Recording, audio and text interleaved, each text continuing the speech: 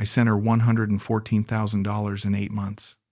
Every time there was a typhoon, something broke. Her roof, her uncle's house, her cousin's motorcycle. I believed every word, until I saw the photos she forgot to delete.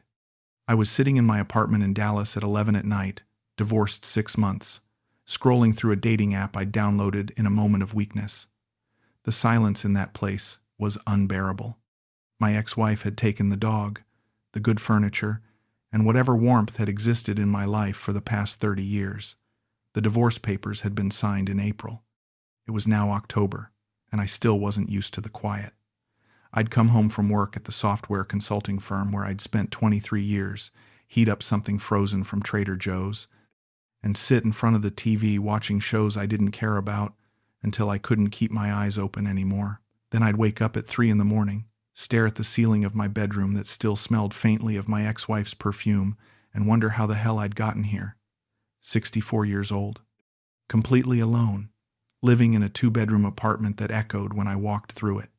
I was scrolling through profiles of women I'd never have the courage to message when my phone buzzed. A notification. Someone had sent me a message. "Hi, Harvey." Just that. 2 words and a smile emoji. Her name was Kathleen. 22 years old, from Leyte, Philippines. Her profile showed beach photos, sunsets, pictures of her with her family at what looked like a birthday party. She had long dark hair that fell past her shoulders and a smile that looked genuine, not the filtered, heavily made-up, posed kind I'd been seeing all night, just real, natural. I stared at her picture for a full minute. My first thought was, why would a 22-year-old woman message me? My second thought was, don't overthink it, Harvey. Just reply. So I did. "Hi, Kathleen. How are you tonight?" She responded within seconds. "I'm good. Just finished my shift. I work as a server at a resort here in Leyte. Long day, but the tips were good, so I can't complain. How about you? Still up late?" I smiled at my phone. She had a job. She wasn't just sitting around waiting for Western men to message her like Mike had warned me about. "I can't sleep." I wrote back, "Mine's too busy, I guess. What made you message me?" There was a pause. I watched the 3 dots appear and disappear twice. Then she replied, "Honestly, you have kind eyes. I know that sounds cheesy, but I mean it. And your profile says you're a software consultant. I've always been attracted to intelligence. Looks fade, but a good brain is forever. Nobody had called me smart in years. My ex-wife used to call me boring, predictable, safe, but never smart. And nobody had mentioned my eyes since, well, I couldn't even remember. That's very kind of you to say," I typed. "I don't think anyone's ever told me I have kind eyes before." She sent a laughing emoji. "Then people aren't paying attention. We talked for 3 hours that first night. She asked about my work, how long I'd been in Dallas, what I like to do for fun. I don't really do much for fun anymore," I admitted. "My wife and I divorced 6 months ago, still trying to figure out what life looks like now." I expected her to change the subject. Most people got uncomfortable when I mentioned the divorce, but she didn't. "I'm so sorry, Harvey. That must be really hard. Do you want to talk about it?" Sometimes it helps to tell someone who doesn't know all the history. And I did. I told her things I hadn't told anyone. About the slow death of my marriage over 10 years. The separate bedrooms. The conversations that turned into arguments that turned into silence. The final conversation where my ex-wife Karen told me she didn't love me anymore and honestly wasn't sure she ever had. That she'd stayed as long as she did because it was comfortable, but comfortable wasn't enough anymore. Kathleen listened. She didn't interrupt. She didn't judge. When I finished, she said, "You deserve someone who sees you, Harvey. You seem like a good man, a really good man. And whoever you end up with is going to be lucky." I went to bed that night smiling, actually smiling. For the first time since my marriage ended, I felt like someone saw me, not as a paycheck, not as someone to tolerate, but as a person. The next morning, I woke up to a message from her. "Good morning, Harvey. I hope you slept well. I was thinking about you." Hope that's not weird to say. It wasn't weird. It was perfect. It was exactly what I needed. A week later, she asked if I wanted to video call. I panicked. What if I looked older than my photos? What if she was disappointed? What if she saw me and realized I was just some boring, balding guy from Dallas? But I said yes anyway. When her face filled my screen that night, she smiled so wide I forgot to be nervous. "Hi, Harvey," she said. Her voice was soft, sweet, with the slightest accent that made everything she said sound musical. "Hi," I said back, suddenly feeling like a teenager on his first date. "You're even more beautiful in person." She blushed. Actually blushed. "Stop it. You're making me shy." We talked for 2 hours. She showed me around her small apartment, a studio with a kitchenette, a bed in the corner, a small couch. Simple but clean. She introduced me to her cat, a gray tabby named Luna who kept trying to get in front of the camera. She told me about her life, how she'd moved to the city from her family's province to find work, how she was saving money to finish school because she'd had to drop out after her second year when her father died and there wasn't money for tuition anymore, how someday she wanted to open her own small business, maybe a cafe or a boutique, something that was hers. "You're different from other men I've talked to online," she said near the end of the call. "How so?" I asked. She looked down, almost shy again. "Most men just want one thing, you know? They ask me to send them pictures or they say inappropriate things right away.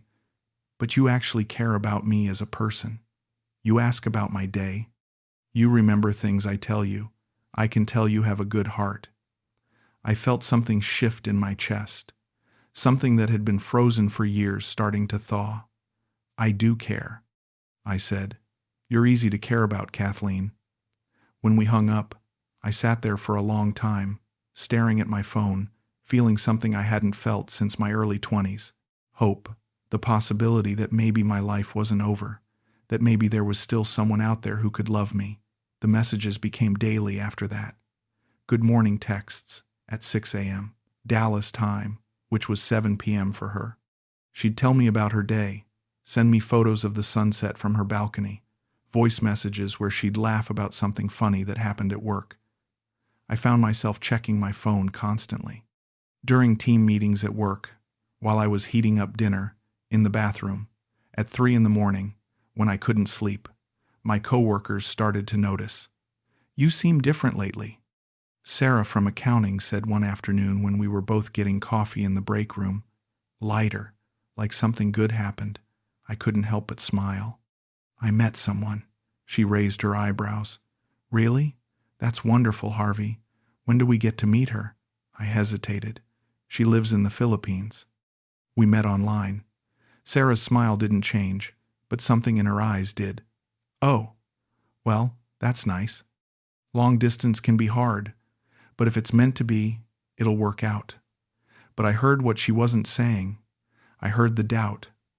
3 weeks in, I told my buddy Mike about Kathleen.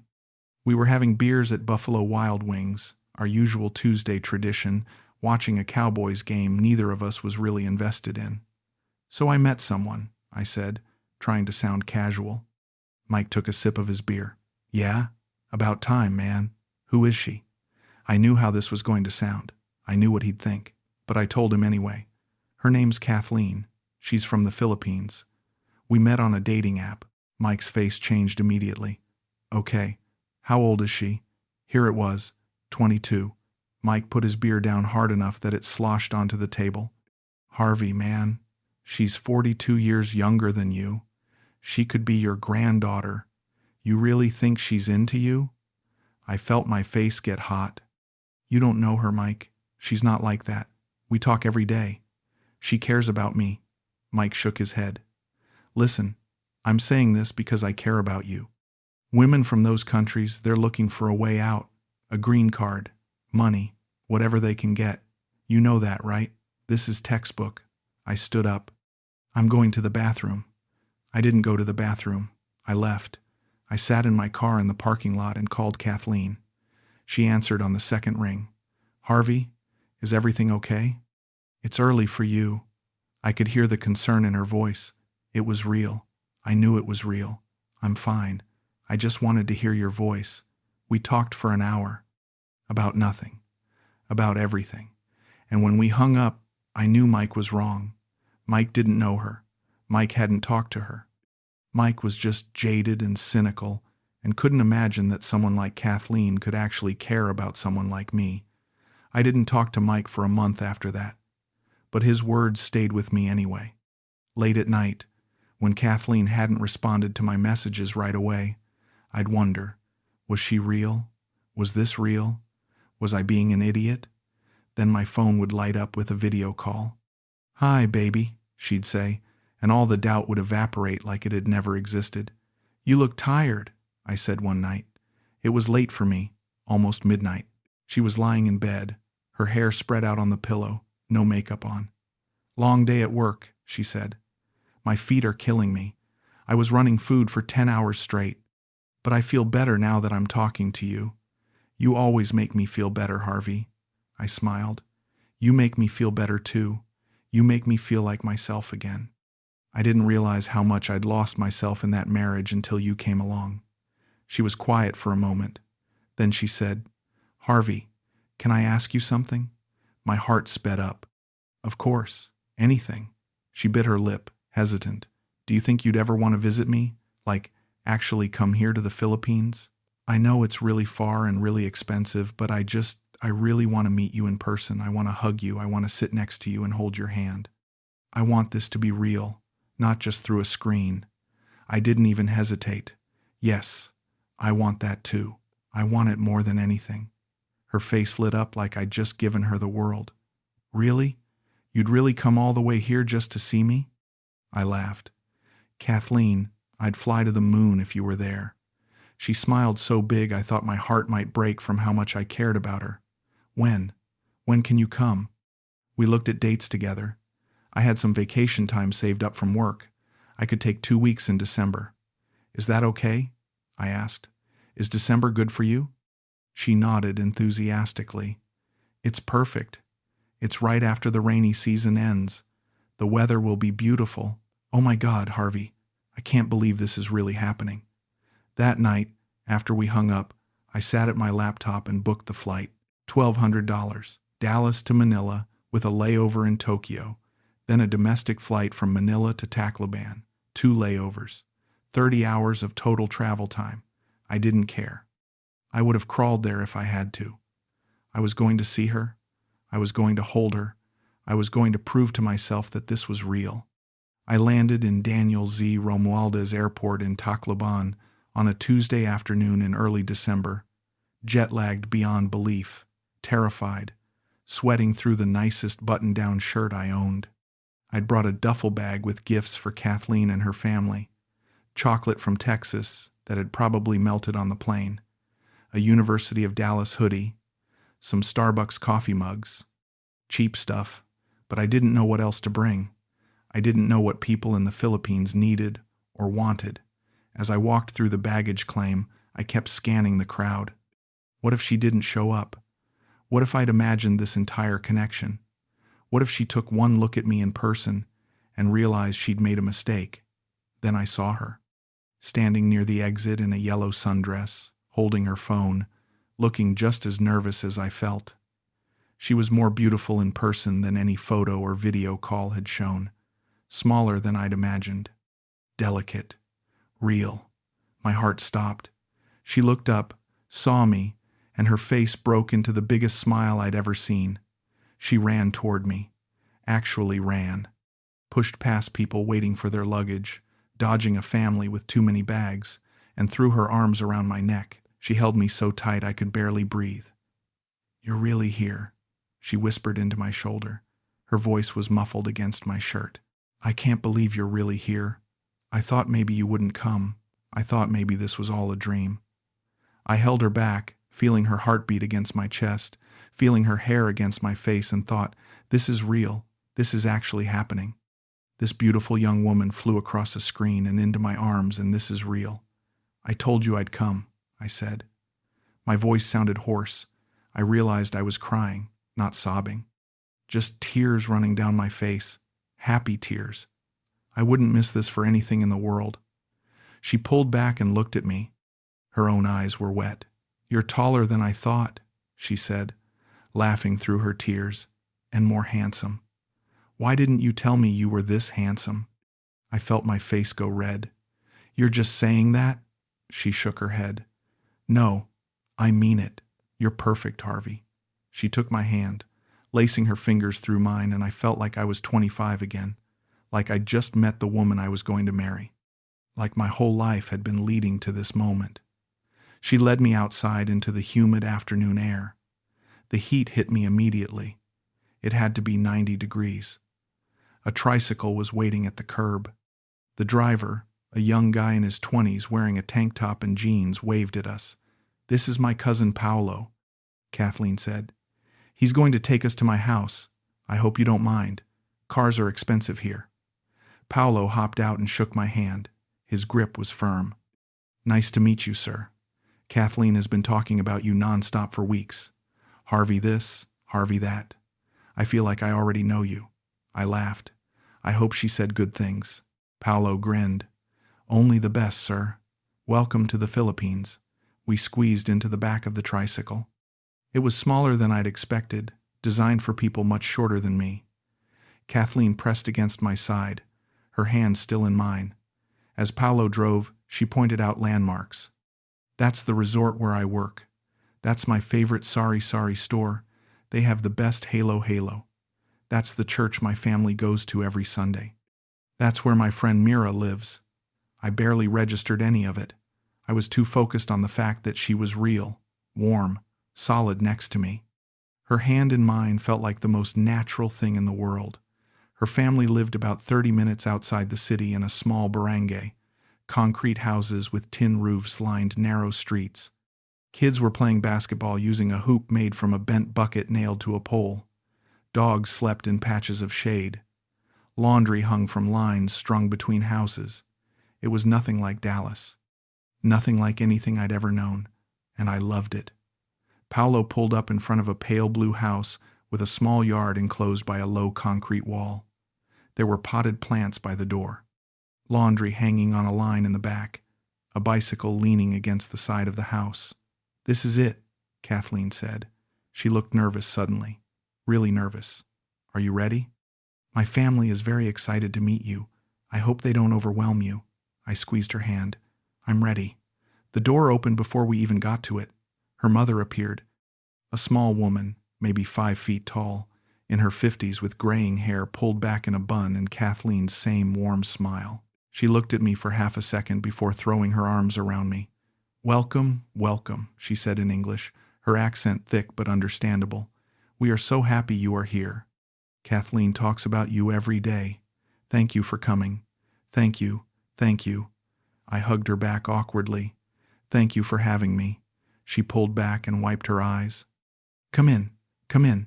Everyone wants to meet you." Inside, the house was small, a living room with a couch and a TV, a kitchen visible through a doorway, 2 bedrooms off to the side. Simple, clean, lived in. Her younger brother was sitting on the couch. He stood when we came in, tall for Filipino, maybe 5 to 8, skinny, 16 years old with the awkwardness of teenagerhood all over him. "I'm Jeffrey," he said, shaking my hand. "Nice to meet you, sir." "You can call me Harvey," Jeffrey smiled. "Okay, Harvey." Paolo reappeared with 2 other cousins, a girl named Maria who looked about 19, and a guy named Renz who had to be in his mid-20s. They all crowded into the small living room, talking over each other, asking me questions faster than I could answer them. "How was the flight? Is this your first time in the Philippines? Do you like Filipino food? What's it like in America? Do you really have snow in Texas?" Kathleen's mother disappeared into the kitchen and came back with plates heaping with food. Lechon, rice, lumpia, pancit, adobo. More food than 10 people could eat. "We made a feast for you," Kathleen said, sitting close to me at the small dining table, her leg pressed against mine. "Because you're special. Because you came all this way for me." I felt overwhelmed, grateful, unworthy, like I'd been welcomed into something I didn't deserve. We ate and talked for hours. They asked about my job, my life in Dallas, American politics, why Americans loved guns so much, if I'd ever met any celebrities.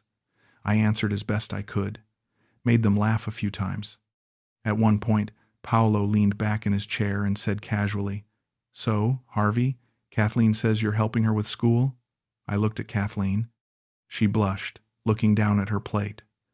"I told them you might help me finish my degree," she said quietly. "I still have 2 years left. It's expensive here." "Like, really expensive for us?" I hadn't known she was still planning to go back to school. She'd mentioned dropping out years ago, but I thought that was it. But everyone was looking at me, waiting. "Of course," I said. "Whatever you need. Education is important." Her mother beamed. "You are such a good man," she said, reaching across the table to pat my hand. "Thank you for taking care of our Kathleen. She deserves someone good." I nodded, but something in my chest felt tight. Taking care of her. Was that what I was doing? Was that what this was about? But then Kathleen smiled at me, her eyes full of something that looked like love, and the doubt disappeared. That night, after dinner, Kathleen and I walked along the water. There was a small beach area not far from her house. Rocky, not sandy, but the sound of the waves was peaceful. The sky was dark, filled with more stars than I'd ever seen in Dallas. The air was still warm but not as oppressive as it had been during the day. She leaned her head on my shoulder as we walked. "I'm so happy you're here," she said. "This feels like a dream. I keep thinking I'm going to wake up and you'll be gone." I kissed the top of her head. "I'm not going anywhere. Not for 2 weeks anyway." She looked up at me. "Do you think we have a future, Harvey? Like, a real one? Not just online?" I felt my throat tighten. "I think so. I hope so. I know this is fast and probably crazy, but I haven't felt this way about anyone in years. Maybe ever." She smiled. "Me too. I think about you all the time. When I'm at work. When I'm trying to sleep. When I wake up. You're always there." I kissed her then. Really kissed her. Under the stars on a rocky beach halfway around the world from everything I'd ever known. And it felt right. It felt like coming home. For 2 weeks, I lived in what felt like a different universe. Kathleen and I went to the beach every day, ate at local restaurants where I was the only foreigner and everyone stared, spent hours walking around the city, holding hands, talking about everything and nothing. Her family treated me like one of their own. Her mother cooked dinner for me every single night, massive meals that left me uncomfortably full. Jeffrey taught me Tagalog phrases, laughing when I mispronounced words. Paolo took me out on his motorcycle, showed me the countryside, introduced me to his friends. Maria asked me to help her with her English homework. Kathleen held my hand everywhere we went, introduced me to her friends from work, from church, from her old school, called me my Harvey, like it was my official title. I felt needed, wanted, like I mattered to people in a way I hadn't in years. But there were small things, moments that didn't quite add up. One afternoon, Paolo pulled me aside while Kathleen was helping her mother in the kitchen. "Harvey, can I ask you something? Man to man?" My stomach tightened, but I nodded. "Sure." He looked uncomfortable. "My motorcycle needs repairs. The clutch is going out, and if I don't fix it soon, I won't be able to get to work. It's $200. I know that's a lot, but I'll pay you back as soon as I can.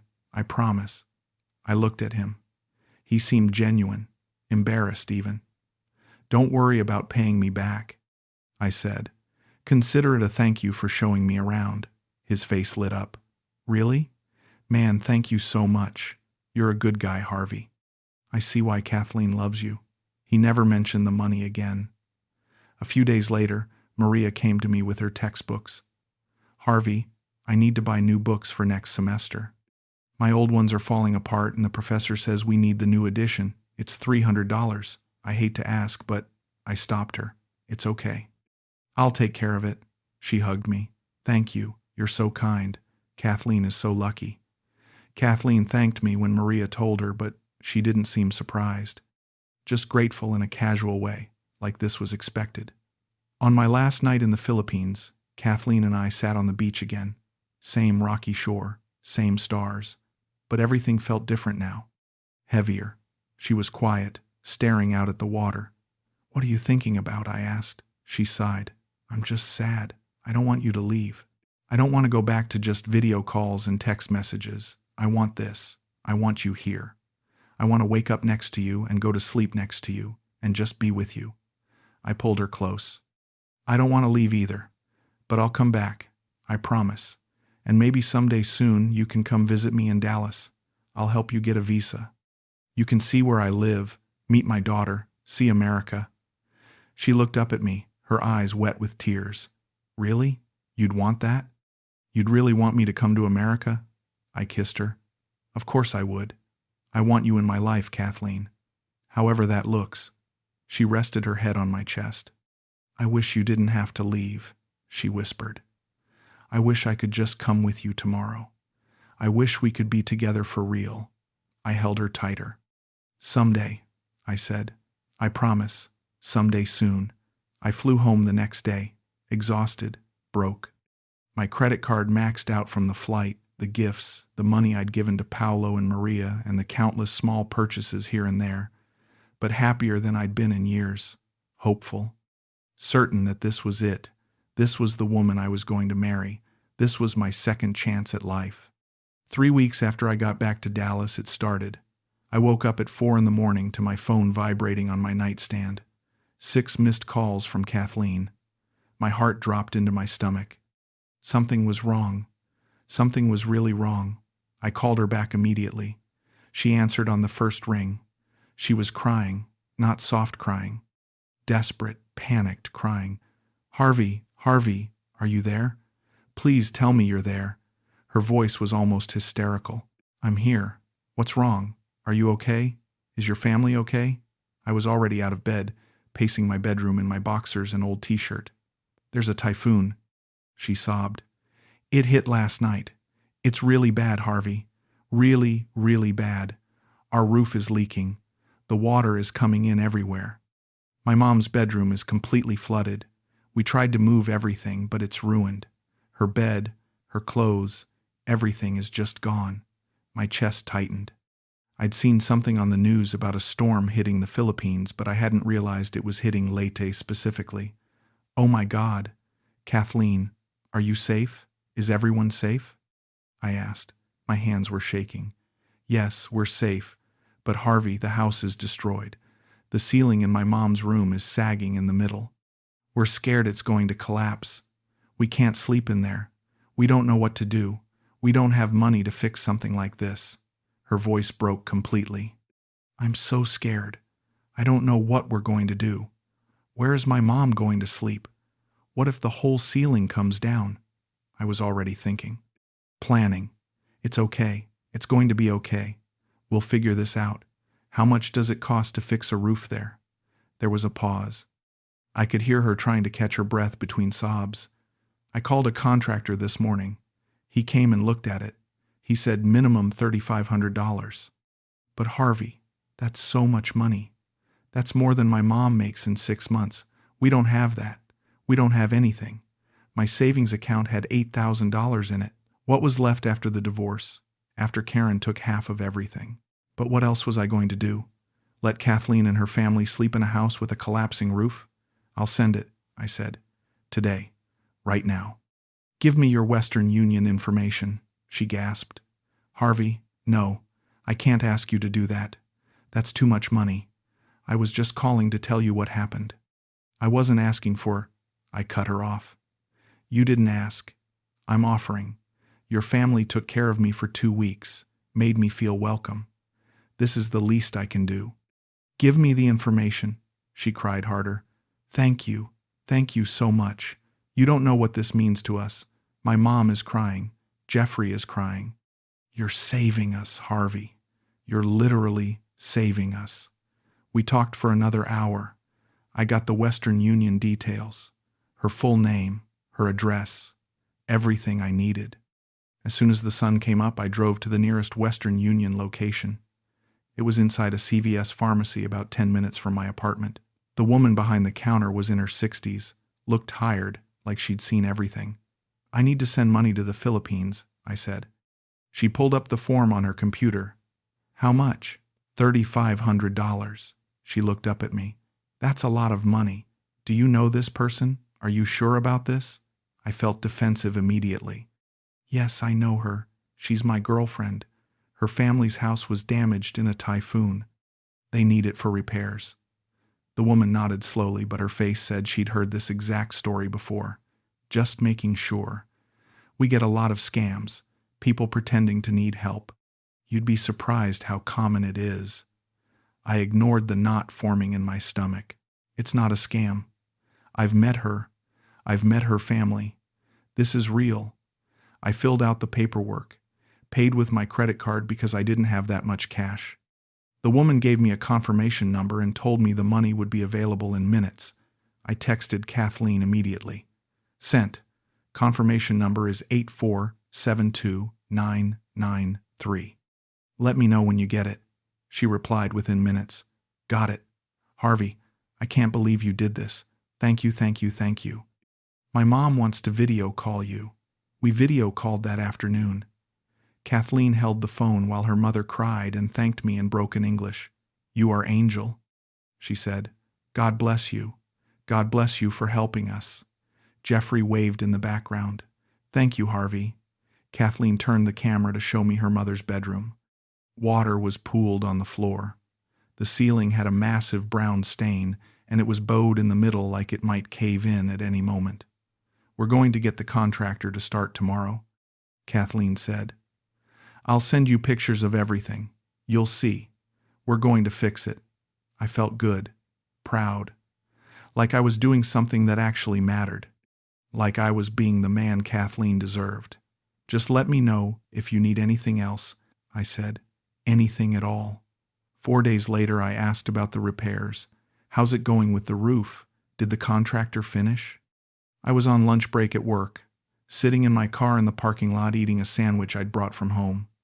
Kathleen sent me a few photos. The ceiling looked better. Fresh paint. No more water stain. But it was hard to tell from the angle if anything structural had actually been replaced. It looks good, I said. Did they replace the roof tiles too? Fix the leak? She hesitated. I could see it in her face on the video call. Some of them. We ran out of money before they could finish everything. The contractor charged more than he originally said, and we had to buy my mom a new bed because hers was completely ruined, and replace some of her clothes. It all adds up really fast. Something in my stomach turned. What do you mean you ran out of money? I sent $3,500. Her voice got defensive, a tone I hadn't heard from her before. Harvey, things are expensive here. The contractor ended up charging $4,000 because the damage was worse than he thought, and the bed was $800. And we needed to buy waterproof tarps and some other supplies. It went fast. We did the best we could with what we had. I wanted to push back. I wanted to ask for receipts, for a detailed breakdown, for proof that the money went where she said it went. But I didn't, because what if I was wrong? What if I was being paranoid like Mike said people like me were? What if I insulted her and she realized I didn't trust her and left me, and then where would I be? Back in my empty apartment with no one who cared if I lived or died. Okay, I said, as long as you're safe. That's all that matters to me. She smiled. The defensiveness melted away immediately. You're so good to me, Harvey. I'm so lucky to have you. I don't know what I'd do without you. That night, I lay in bed staring at the ceiling of my apartment, trying to silence the small voice in my head that said something wasn't adding up. This is what you do when you love someone, I told myself. You help them when they need it. You trust them. You don't question every little detail like some paranoid old man. You just love them. A month later, her aunt's sari-sari store flooded. Another typhoon. Smaller this time, but still damaging. Kathleen called me crying. Harvey, I feel so bad asking again, but my Aunt Linda's store is ruined. All her inventory is destroyed. Rice, canned goods, everything. If she can't reopen, she'll lose her main source of income.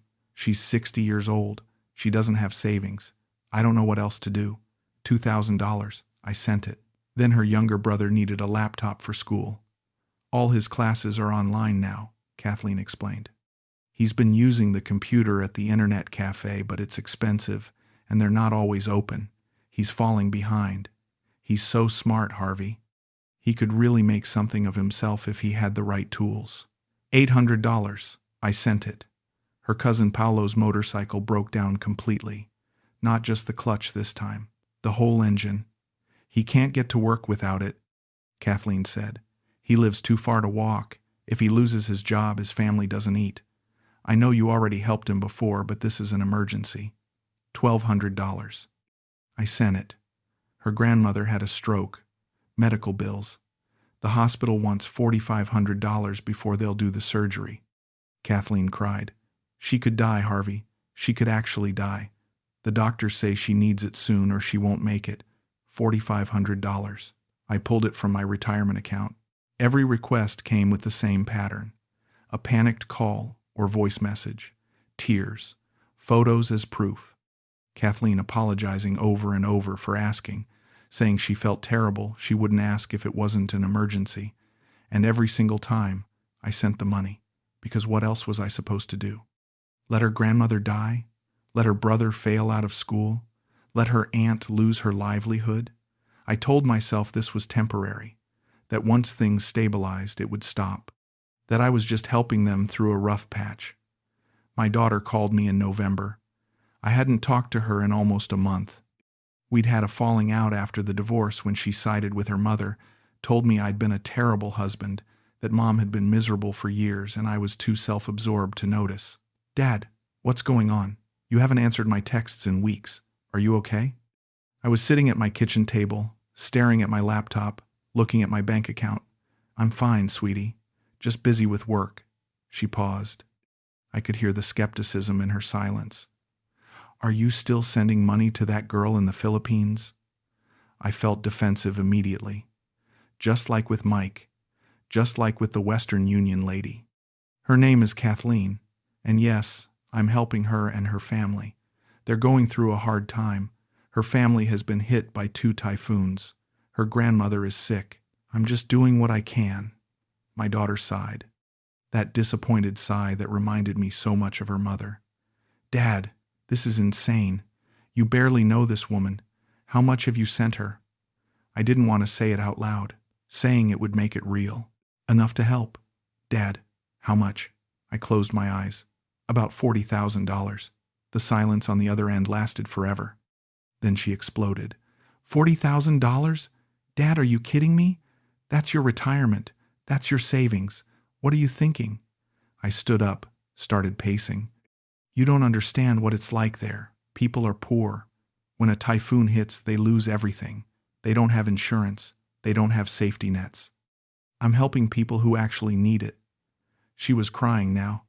I could hear it in her voice. Dad, you're being scammed. You have to know that, right? This is the oldest trick in the book. Pretty young woman, older Western man, emergency after emergency. It's a scam. I felt anger rising in my chest. She's not scamming me. I met her. I met her family. I stayed in their house. They're good people. My daughter's voice got cold, distant. I can't watch you do this to yourself. Call me when you come to your senses. She hung up. I stared at my phone for a long time. Then I opened my messages with Kathleen and typed, I love you. She replied immediately. I love you too, baby. Thank you for everything you do for us. See? She loved me. My daughter was wrong. Another typhoon hit in December. Worse than the others. Kathleen needed $5,000 for roof repairs. Again. This time the whole roof, not just her mother's room. I sent it without asking questions. Then her grandmother got sick again. Different illness. More medical bills. Another $4,500. I pulled more from my retirement account. The account I'd been building for 23 years at my job. The account that was supposed to let me retire comfortably at 65. I stopped telling my friends anything about my life. Stopped going to Tuesday beers with Mike. Stopped making small talk with coworkers. When they asked how I was doing, I just said fine and walked away. I stopped answering calls from my daughter entirely. One night, in early January, I sat at my kitchen table and opened my bank statement. Really looked at it for the first time in months. $67,000, sent in 5 months. My hands shook as I stared at the numbers. $67,000. More than I made in a year after taxes. Gone. I tried to bring up visiting again during one of our video calls. Maybe seeing her in person would make me feel better. Make me feel like this was all worth it. Maybe I can come see you in February, I said. I miss you. I miss holding your hand. Kathleen's face changed, just for a second. Something flickered across her expression that I couldn't quite read. Then it was gone, replaced by her usual smile, but it looked strained now. Not yet, baby, she said. Things are still so hard here right now. The house is still being repaired from the last typhoon. My grandmother is still in the hospital. I want everything to be perfect when you come back. I want to be able to spend time with you without worrying about all this other stuff. You understand, right? I told myself that made sense. Of course she wanted things to be stable before I visited. That was reasonable. Okay, I said. Just let me know when it's a good time. But something in her voice had changed. I couldn't put my finger on it. Less sweet, more impatient, almost like she was annoyed with me, like I was an obligation instead of someone she loved. I was scrolling through Facebook late one night, couldn't sleep. It was 2 a.m. I'd been lying in bed for 3 hours, mind racing, replaying conversations, trying to convince myself everything was fine. I opened Facebook on my phone, started mindlessly scrolling. Pictures of old high school classmates, memes from people I barely knew, an ad for sandals. Then I saw it, a tagged photo on Paolo's profile, recent, posted 4 hours ago. My stomach dropped. Kathleen was at a beach resort, not Leyte, Cebu. I recognized the resort from the logo on the umbrellas in the background. She was wearing a designer swimsuit, not from a local market. This was expensive. She was holding a cocktail with a little umbrella in it, laughing with 3 other girls I'd never seen before. Her nails were freshly done, perfectly manicured. Her hair was professionally styled in beach waves. She looked happy, carefree.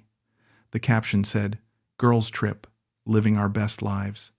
The date stamp said 2 weeks ago. 2 weeks ago. I opened our message history, scrolled back. 2 weeks ago, Kathleen had sent me a voice message. I played it again. "Harvey, I'm so sorry I couldn't call tonight. The power is out again from the storm. We're using candles and the cell service is really spotty. My mom is making us rice and canned sardines for dinner. I'll try to call tomorrow when hopefully the power is back. I miss you so much."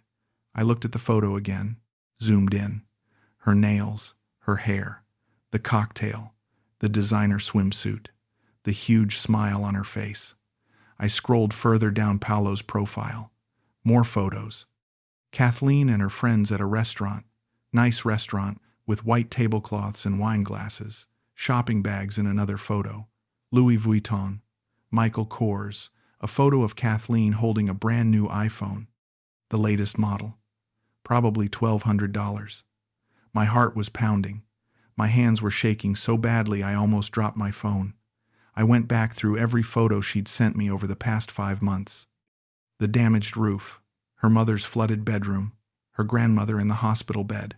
I zoomed in on the ceiling photo. That crack in the corner. It looked old, like it had been there for years. The furniture in the background of another photo. I'd seen that same dresser in a different emergency photo 3 months apart. Same damage, same position, same everything. And that dress. The dress her mother was wearing in the "We're so poor we can't afford food" video. I'd seen Kathleen wearing that same dress in a birthday photo from 4 months ago, smiling. At a party. With cake. I felt like I was going to throw up. I opened our chat, typed with trembling fingers. "Where were you 2 weeks ago?" I watched the message go from sent to delivered to read. 1 minute, 2 minutes, 5 minutes, 10, an hour passed. Then she replied, "Home. Why? Is something wrong?" My chest felt like it was caving in.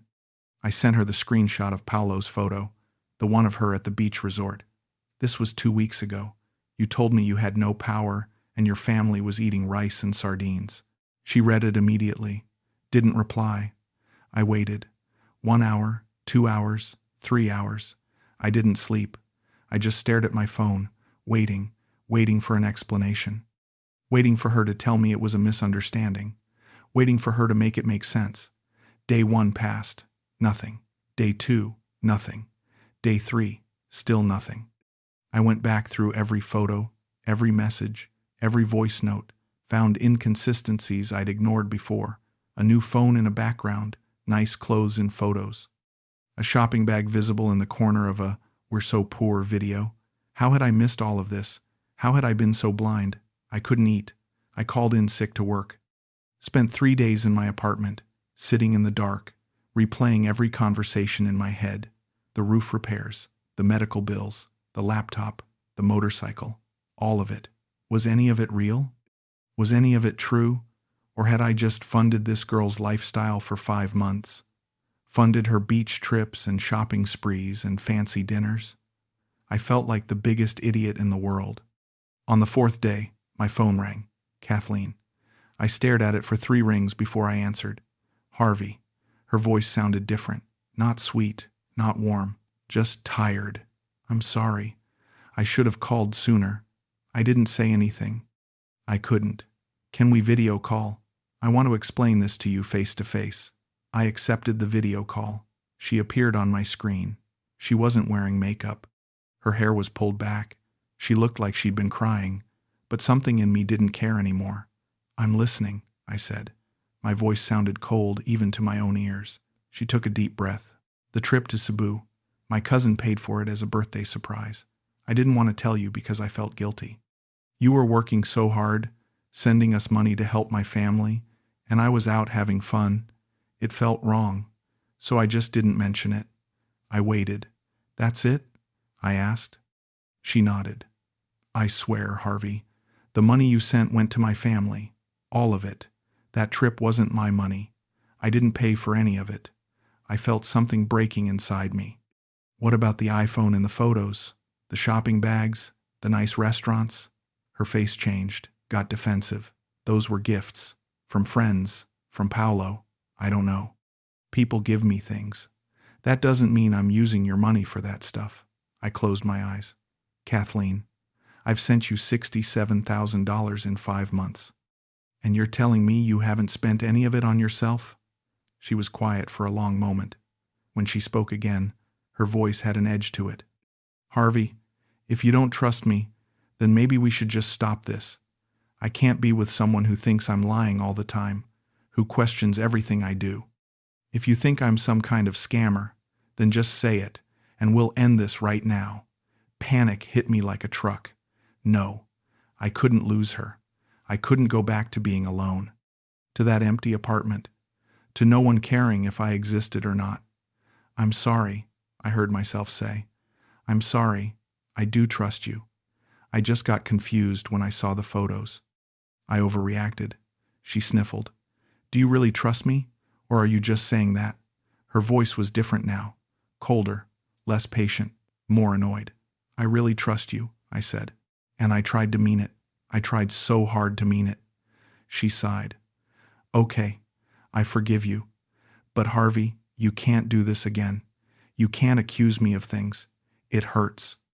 It makes me feel like you think I'm a bad person. I nodded. I know. I'm sorry. It won't happen again. We talked for a few more minutes, but something had shifted. The way she looked at me was different, less affectionate, more transactional. When we hung up, I sat there on my couch in the dark and whispered to myself, "What are you doing?" Because I knew. Deep down, I knew. She was lying. Maybe not about everything. Maybe some of it was real, but enough of it was fake that it didn't matter. And I was choosing to believe the lie anyway because the truth was too painful. Because being used was better than being alone. 3 weeks went by. We talked less. She was always busy, always tired, always dealing with some family crisis that didn't require money for once. Then, late on a Tuesday night, I got a message from her. Harvey, baby, I need to talk to you. It's serious. My stomach dropped. Here we go again. I called her immediately. She answered but didn't turn on her camera, just audio. What's wrong? I asked. She was crying. Big, gasping sobs. Another typhoon hit. It's bad. It's really, really bad. Our house collapsed. Like, completely collapsed. The walls caved in. The roof fell. Everything is gone. We're staying with my aunt, but we have nowhere to go. We lost everything, Harvey. Everything. I felt numb. Send me pictures. She did. Damaged wood, A tarp strung between trees. Her mother sitting on the ground next to a pile of rubble, crying. It looked real. It looked devastating. "We need to rebuild," Kathleen said. "The contractor says $18,000. I know that's so much. I know you've already done so much for us. But Harvey, we don't have anywhere to live. My mom is sleeping outside. Jeffrey is sleeping outside. We need help." I stared at my phone. My savings were almost gone. My retirement account was half what it used to be. I had maybe $25,000 left to my name. "Kathleen, I don't know if I can do this again," I started to say. She cut me off. "This is the last time. I promise you. I swear on my life. After this, we can finally be together. I'll apply for a visa to come to America. We'll get married. You'll never have to send money again. I just need to make sure my family has a place to live first. Please, Harvey, please, I'm begging you." I sat there in the dark of my living room, stared at the photos, listened to her cry, thought about how empty my life had been before her, how alone I'd felt, how she'd made me feel wanted and needed and loved. "Okay," I said. "I'll send it." The relief in her voice sounded genuine. "Thank you. Thank you so much. I promise this is the last time. I love you, Harvey. I love you so much."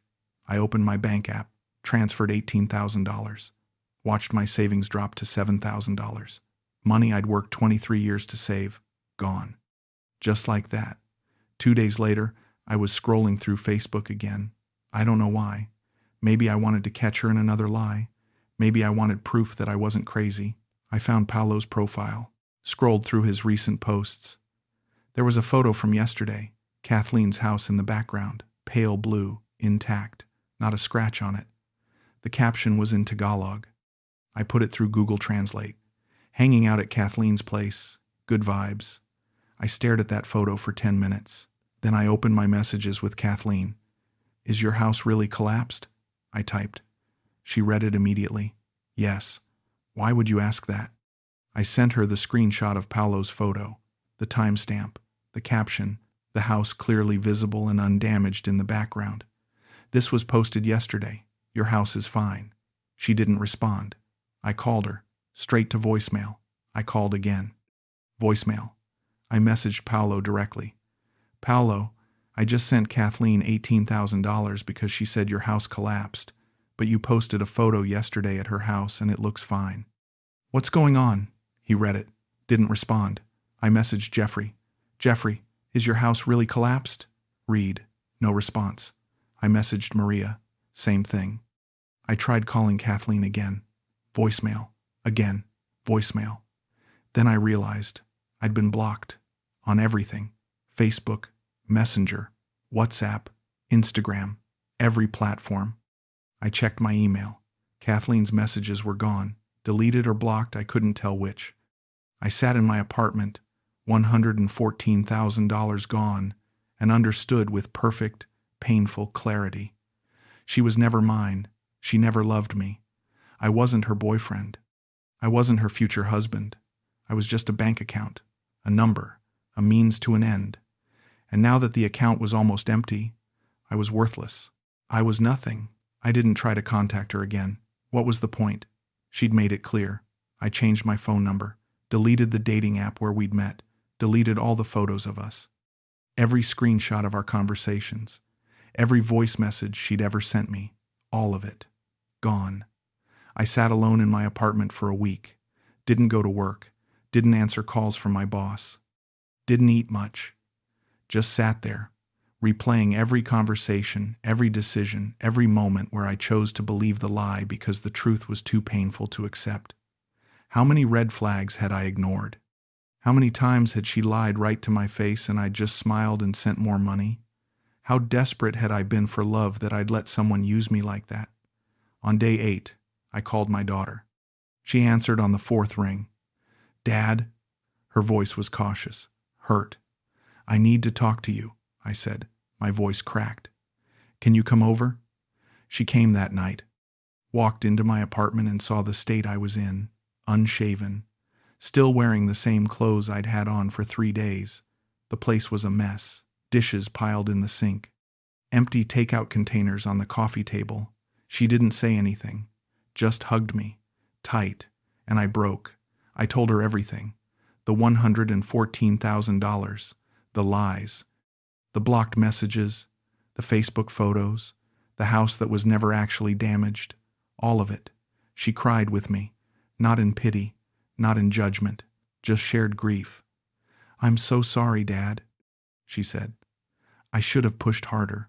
I shook my head. "I wouldn't have listened. You tried.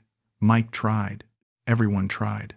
I was just so lonely that I convinced myself she was real, that someone could actually love me." My daughter held my hand. "Someone will love you, Dad. Someone real. This woman was a professional. This is what she does. You're not the first and you won't be the last. That doesn't make you stupid. It makes you human." We talked for hours. Really talked. About the divorce, about my marriage, about how lonely I'd been, about how much I'd changed in the past year. She told me about a support group she'd found online for romance scam victims, people just like me. "I think you should check it out," she said. "You're not alone in this." I joined the group that night, sat in my dark living room, scrolling through hundreds of posts. Men just like me, good men, lonely men, desperate men, all of us used by people who saw us as transactions instead of human beings. A guy from Australia lost $200,000 to a woman in Thailand. A man from the UK lost his house to a woman in Kenya. A retiree from Canada lost his entire pension to a woman in the Philippines. Different countries, different names, same exact pattern, emergency after emergency, tears and promises and "I love you" mixed with requests for money. I wasn't unique. I wasn't special. I was just another number on a very long list. But reading their stories helped somehow. Knowing I wasn't alone. Knowing I wasn't uniquely stupid. We were just people who'd been lonely enough and hopeful enough to want to believe in love, even when every logical part of our brain was screaming that something was wrong. I didn't hate Kathleen. I tried to. I wanted to. But I couldn't. Because hating her would mean admitting that this was personal, that she'd seen something in me worth hating. And the truth was worse than that. I wasn't personal to her at all. I was just business. She probably had 5 other men just like me. 5 other Harveys sending her money every month. 5 other guys convinced they were special. Convinced they were different. I hated the part of myself that had needed her so badly. The part that valued being wanted more than being respected. The part that ignored every warning sign because being used was better than being alone. That's what I hated. Months went by. I went back to work. Started seeing a therapist. Joined a gym. Started having beers with Mike again. He didn't say "I told you so." He just listened when I needed to talk and changed the subject when I didn't. My daughter and I grew closer. She came over twice a week for dinner. Sometimes we talked about Kathleen. Most of the time we didn't. I started rebuilding my savings, $50 at a time. It would take years to get back what I'd lost. Maybe I never would. But at least I was moving forward. One night, about 6 months after Kathleen blocked me, I was scrolling through Facebook. I'd stayed off it for months, but I'd cautiously come back, mostly just to keep up with old friends and coworkers.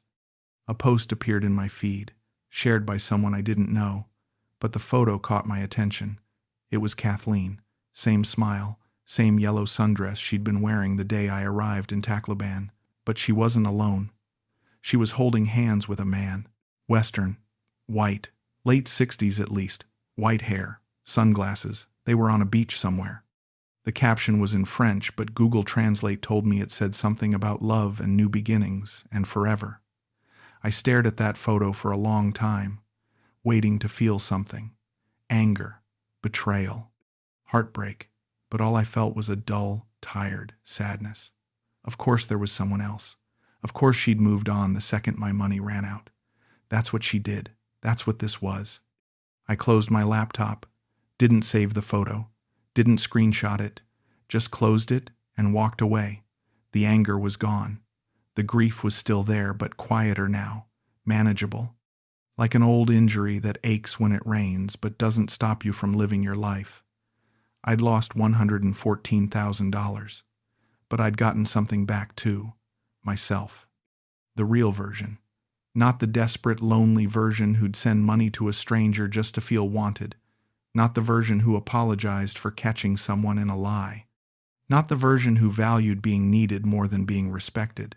The version who could sit with the silence and not run from it. Who could be alone without feeling worthless. Who could look at himself in the mirror and not feel ashamed. I sit on my porch now most evenings, coffee in hand, watching the sun go down over Dallas. The sky turns orange and pink and purple, and I just sit there, breathing, existing, being okay with the quiet. My daughter visits twice a week, usually Tuesdays and Fridays. We cook dinner together, watch movies, talk about her job and her life, and sometimes, when it feels right, we talk about mine. She's forgiven me, fully, completely. Tells me she's proud of how far I've come. I've almost forgiven myself. Almost. I still have bad days. Days where I think about the money. About how close I am to retirement age and how much further away retirement is now. Days where I wonder if Kathleen ever thinks about me. If I was just a blip to her, or if she remembers my name. Days where I hate myself for being so stupid. But those days are getting fewer, further apart. Replaced by days where I feel okay, where I feel like myself. I don't tell many people the full story. Just pieces. Enough that they understand without me having to relive every detail. My therapist knows everything. The support group knows everything. Mike knows most of it. My daughter knows all of it. That's enough. I'm not embarrassed anymore. Not really. Just sad. Sad that I was lonely enough to mistake manipulation for love. Sad that somewhere out there, Kathleen is doing this to someone else right now. Probably has been doing it the whole time she was with me. Sad that I'm not the last man who'll fall for this. But I'm not the same man I was a year ago. I'm not the guy who sent money without asking questions. I'm not the guy who apologized for catching someone in a lie. I'm not the guy who chose being wanted over being respected. I'm not the guy who thought he needed someone else to validate his existence. I lost $114,000, but I got something back that's worth more than any amount of money I'll ever send to anyone. I got my dignity back. I got myself back. And now, sitting here on my porch, watching the sun set over a city where I've lived for 40 years, I can finally say I'm okay with who I am. Even if I'm alone, even if I lost everything, even if I was a fool, I'm okay, and that's enough.